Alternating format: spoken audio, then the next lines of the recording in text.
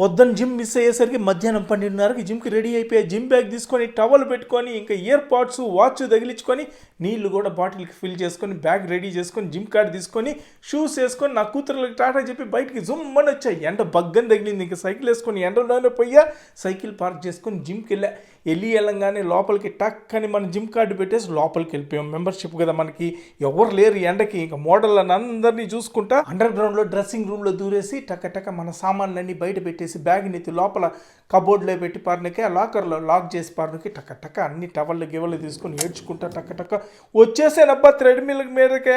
గంట సేపు పరిగెయ్యాలి. టవళ్ళు గివళ్ళు అన్నీ పెట్టేసి ఇంకా నిదానంగా స్టార్ట్ ఈ టక్క పరిగెత్తి గంట సేపు చేసి పారినకెళ్ళే. ఇంకా మొత్తానికి థ్రెడ్మిల్ మొత్తాన్ని క్లీన్ చేసేసి గోడ మీద మోడల్కి టాటా చెప్పేసి హాయిగా బయటకు వచ్చేస్తే జిమ్లో నుంచి చల్లగా గాలి తగులుతూ ఉంది. మొత్తానికి 8.5 కిలోమీటర్లు పరిగెత్తే. అది సంగతి.